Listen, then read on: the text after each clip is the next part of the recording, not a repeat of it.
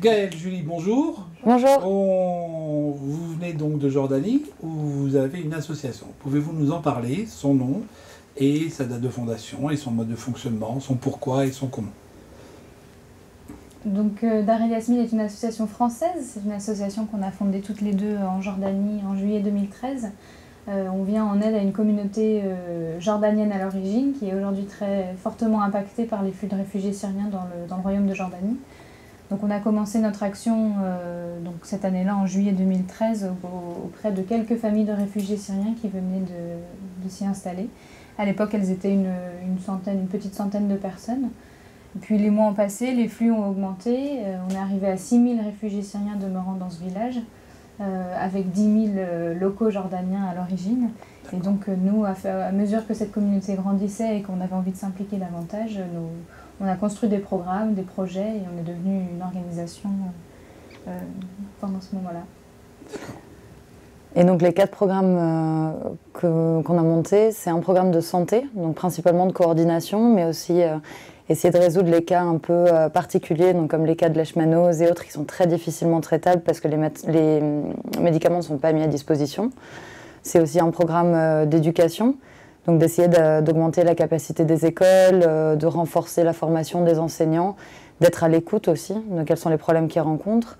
C'est un programme de produits d'urgence et de logement, donc leur fournir tout ce qui est shampoing, savon, produits d'hygiène, mais aussi produits pour bébés, parce que les réfugiés ont accès à des coupons d'alimentation, mais qui ne couvrent pas ce genre de produits. Et comme ils ne sont pas autorisés à travailler pour la grande majorité, c'est très difficile pour eux de réussir à réunir suffisamment d'argent pour couvrir ces besoins-là. On a aussi un programme d'événements psychosociaux, à la fois pour les enfants, pour les femmes et pour d'autres groupes. Donc là, par exemple, on a mis en place un programme de mentorship pour les garçons adolescents, donc pour les aider à canaliser leur agressivité, et aussi tout en essayant de promouvoir une meilleure cohésion sociale. Donc aussi bien entre Jordaniens et Syriens, qui participent toujours de façon plus ou moins égale selon les programmes à ce qu'on met en place. Et donc là, c'est d'essayer de réduire les tensions au sein de cette société, en particulier avec ces jeunes garçons qui sont livrés à eux-mêmes et qui ont pour beaucoup vu des choses qu'aucun jeune garçon n'aurait dû voir à cet âge-là. Et comment vous êtes venu finalement à aller en Jordanie? Pourquoi? Pour des raisons professionnelles, privées et comment s'est fait justement la bascule entre vos activités personnelles ou professionnelles et cette association? Alors moi je suis venue en Jordanie parce que mon mari a été envoyé là-bas pour le travail. Et donc j'y travaille comme journaliste. Et c'est justement pour la rédaction d'un article que j'ai été sur le terrain avec un réfugié syrien qui est lui-même cofondateur de l'ONG avec nous, Maher. Et c'est là qu'on a découvert ces premières familles qui étaient livrées à elles-mêmes sans connaître leur statut, si leurs papiers étaient en règle, avec des enfants qui étaient pour certains blessés et qui vivaient dans des conditions absolument déplorables sur une grande bande de sable en plein milieu du désert, quoi. Et moi, je suis arrivée en Jordanie dans le cadre de mes études. J'étudiais un master de relations internationales en France et il fallait effectuer une année d'études à l'étranger. Donc j'ai choisi la Jordanie et comme c'était ma dernière année de master, il fallait que je rédige un mémoire et j'avais décidé d'orienter mes recherches sur la question des réfugiés dans ce pays qui est vraiment au cœur de plein de flux de population. Et voulant écrire sur une chose que je maîtrisais vraiment, j'ai eu vent de ce que faisait Gaëlle en tant que journaliste et humanitaire. Et donc je l'ai rejointe au village avec Maher, notre cofondateur. Et puis voilà, on a eu un bon esprit d'équipe, on a commencé à monter des projets et puis ça a grandi. Et il faut vraiment, à l'origine, on n'avait pas prévu d'être une organisation, c'était vraiment un acte, un élan généreux qu'on a tous partagé ensemble. Et on lui a donné des racines et les gens ont suivi par la suite et donc nous ont poussé à continuer nos actions à s'étendre. Et quelles ont été les premières difficultés, enfin s'il y en a eu, mais les premières difficultés ou les premières étapes importantes dans l'association? Moi, je pense pas qu'on ait eu beaucoup de difficultés au début, au contraire, parce que autrement ça nous aurait arrêté finalement assez rapidement, quoi. C'était pas notre but d'être une organisation. Non, je pense qu'au contraire, on a vraiment reçu une réponse à cet élan généreux. Les gens ont vraiment réagi de manière très positive parce qu'ils ont compris finalement oui, c'était possible de s'investir au niveau humanitaire dans la crise syrienne, que c'était pas réservé à une élite de grandes organisations, que parfois les petits gestes avaient autant de valeur que les gros chiffres et les grandes mesures des organisations et des pays. Donc non, au contraire, on a reçu énormément d'appui et ça nous a poussé à toujours grandir, à faire toujours plus pour nos donateurs, à leur être tributaires finalement du soutien qu'ils nous apportaient. Et c'est vrai que ce soutien, on l'a ressenti même au niveau local avec les autorités. Donc là, par exemple, on est une organisation enregistrée en France, mais on travaille sous la municipalité du village de Zaatari. Donc on est en coordination complète avec leurs besoins et ils nous soutiennent pleinement dans ce que nous faisons et aussi bien pour arranger des rendez-vous avec des ministères de l'Éducation ou représentants de la santé publique. Et même chose avec les bénévoles, parce qu'en fait, je pense que la différence qu'on a par rapport aux grandes organisations, c'est qu'on fait un travail de terrain, et comme on est une initiative bénévole, on est ouvert.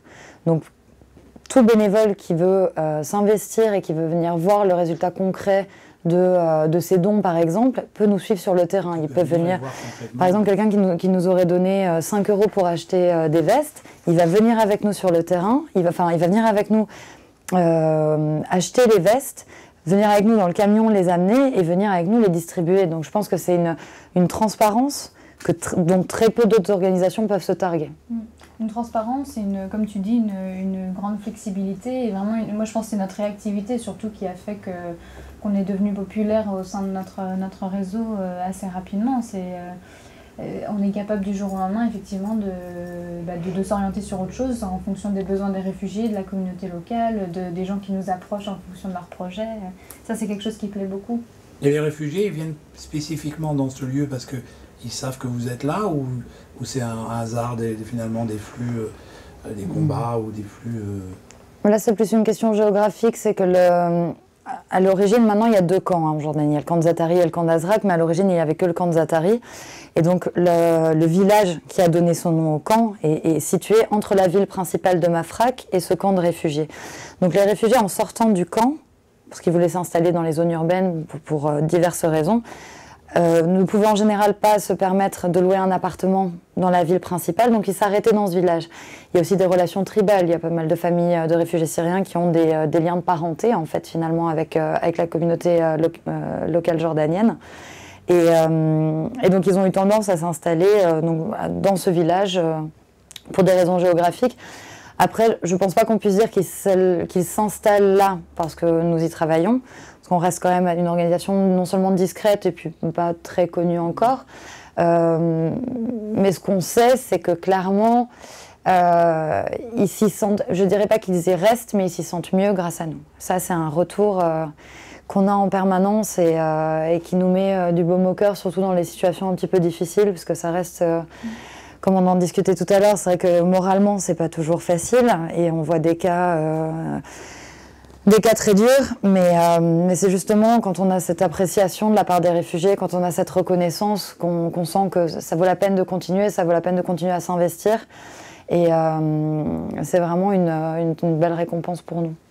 C'est vrai que c'est une démarche vraiment humaine, notre organisation, elle a vraiment commencé comme ça. On était des bénévoles, pas des professionnels de l'humanitaire, engagés tous plus ou moins dans l'humanitaire, mais à un niveau plutôt informel.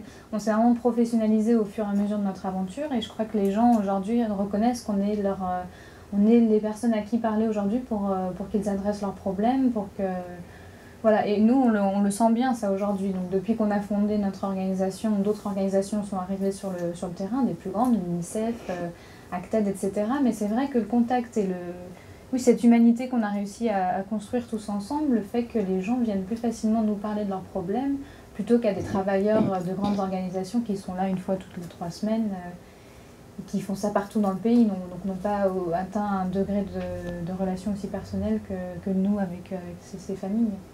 Aujourd'hui, l'association, c'est combien de bénévoles ? On est 5 membres fondateurs, dont 2 sur les opérations, et on a une base de plus de 100 bénévoles. Essentiellement des Jordaniens, Syriens, étrangers. On a aussi des stagiaires qui nous aident énormément, on en est très très très heureuse. Mais ça, c'est un élément qui est très important pour nous, c'est vraiment d'impliquer toute la communauté. Donc, pas uniquement des expatriés, mais aussi des Jordaniens et surtout des Syriens. Donc, par exemple, les distributions de vêtements d'hiver qu'on a pu faire, on a des réfugiés syriens qui sont avec nous, qui nous lisent les numéros, le nombre d'enfants, vérifient que les personnes n'aient pas déjà reçu notre aide précédemment. Et ils s'impliquent vraiment dans les événements pour enfants, même chose. Ils sont encadrés aussi bien par les bénévoles que nous amenons d'Amman, mais aussi par des réfugiés de la communauté syrienne et des Jordaniens du village.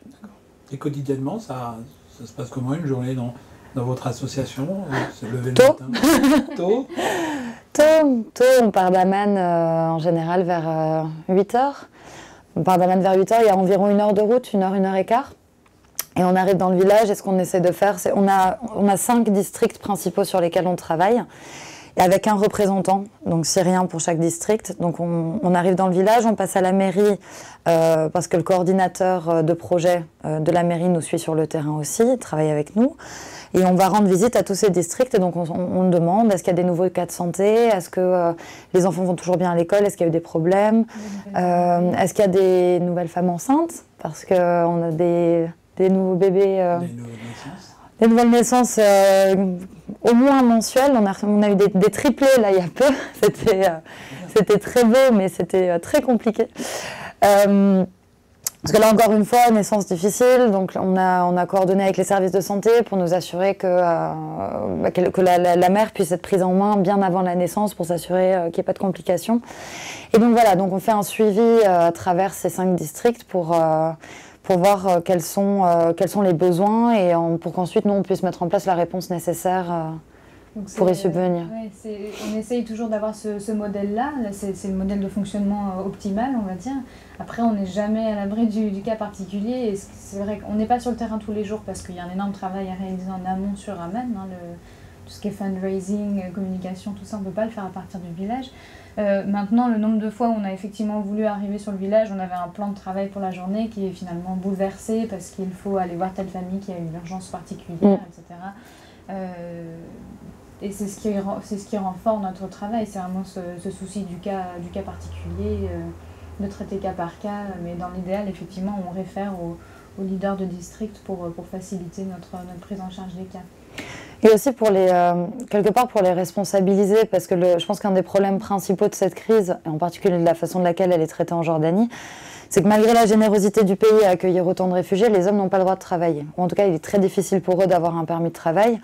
Et donc, il y a toute une génération, enfin plusieurs générations d'hommes qui ont eu l'habitude de subvenir aux besoins de leur famille et qui sont complètement impuissants.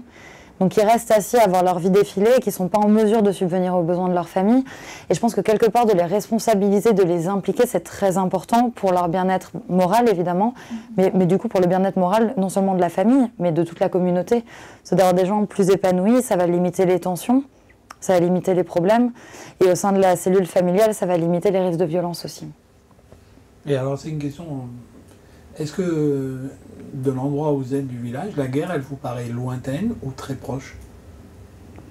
Je pense que ça dépend des histoires. Hein. Ouais. On ne se sent pas proche de la guerre physiquement, mais c'est vraiment, moi, dans mon cas en tout cas, mais je pense que c'est partagé par toi Gaëlle, c'est les histoires qu'on nous raconte, parfois nous touchent plus que d'autres et rendent vraiment physiquement finalement très proche cette guerre. Moi je me rappelle de Fatima qui nous racontait l'histoire de son exode progressif de son exil vers la Jordanie.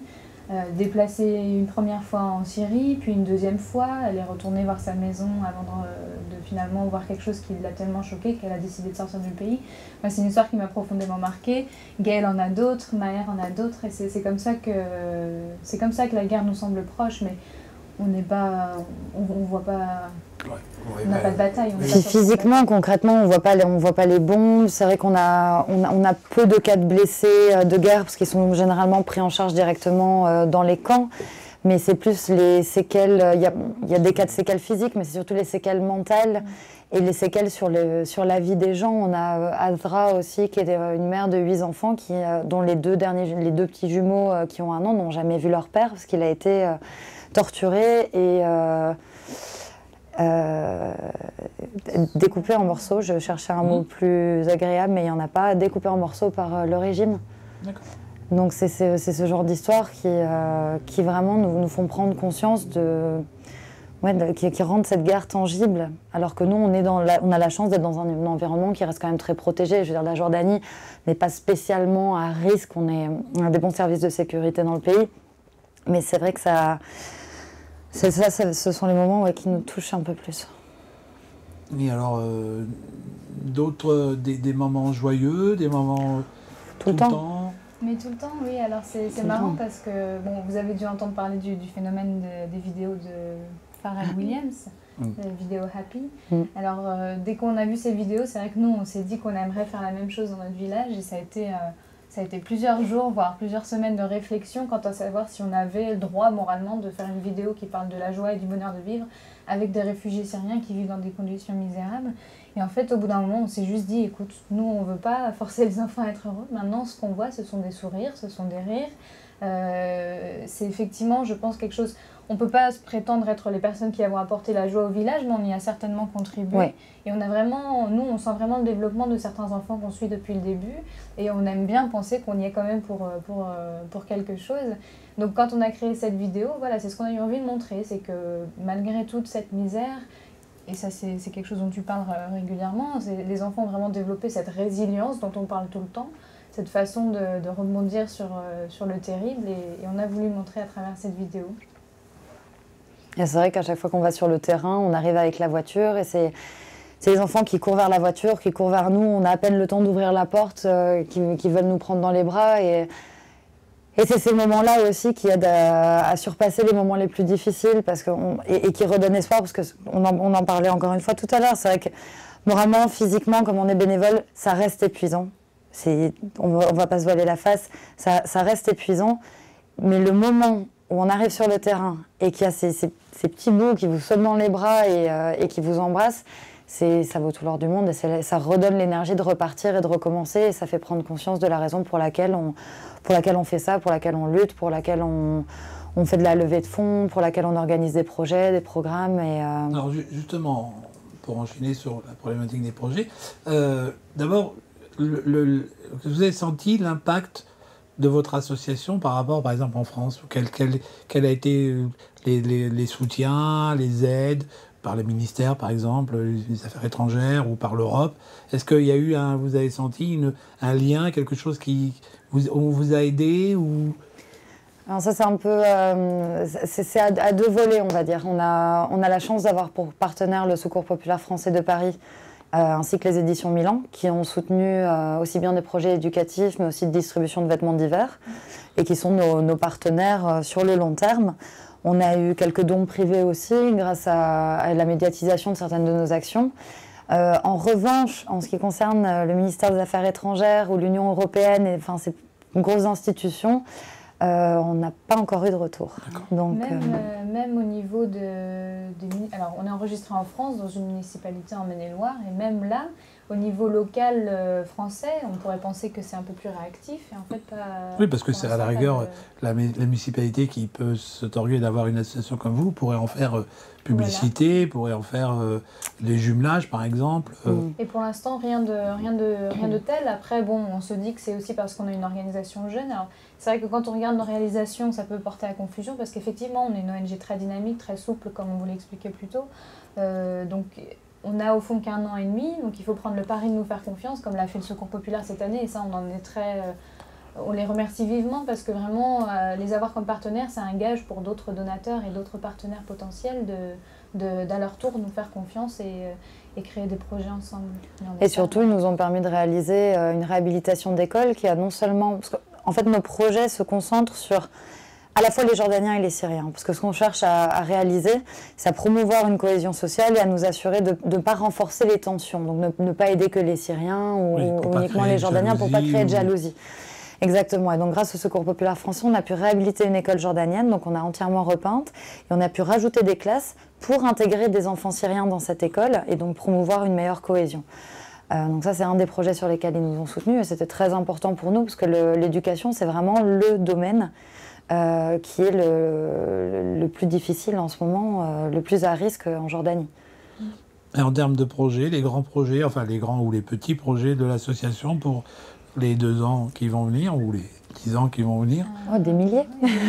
On a des nouvelles idées tous les jours. Tous les jours, clairement.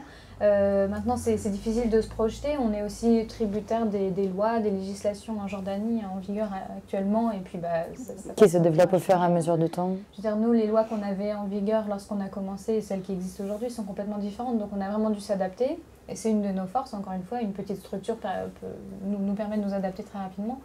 Après, ce qu'on aime dire en ce moment, c'est que cette année sera sûrement placée sous le signe de la cohésion sociale. On a vraiment envie de développer des activités portées sur ce sujet, vraiment amener Jordaniens et Syriens ensemble et communiquer peut-être davantage maintenant sur le fait que la Jordanie a vraiment besoin de soutien et d'aide de tout type pour absorber ces flux de réfugiés syriens, parce qu'aujourd'hui... voilà, c'est un pays très pauvre, c'est un pays qui était déjà assisté humanitairement sur le plan du développement avant que la crise syrienne arrive.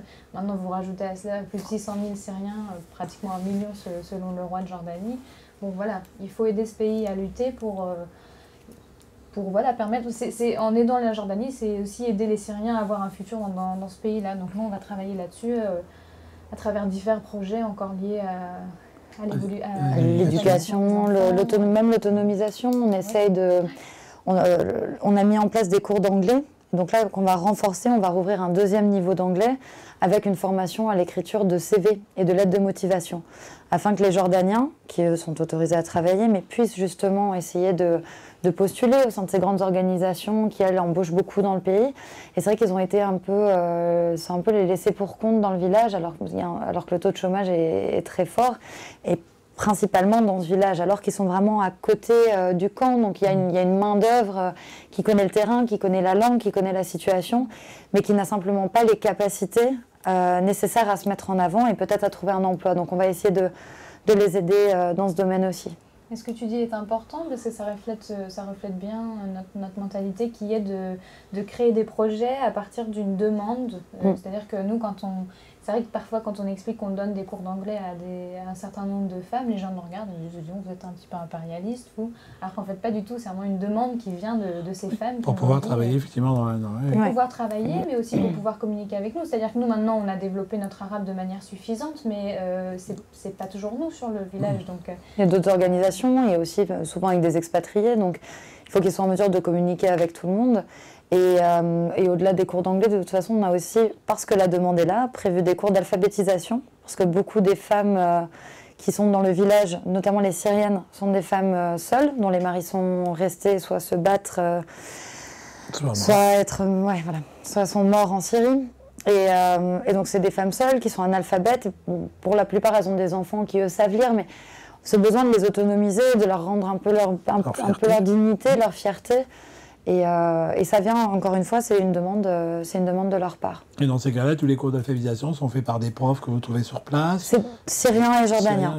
Et ça, c'est tous les enseignants qu'on embauche, même bénévoles ou salariés, on a toujours une même répartition entre jordaniens et syriens. Donc la maternelle qu'on a ouverte grâce aux éditions Milan, c'est une enseignante jordanienne et une enseignante syrienne.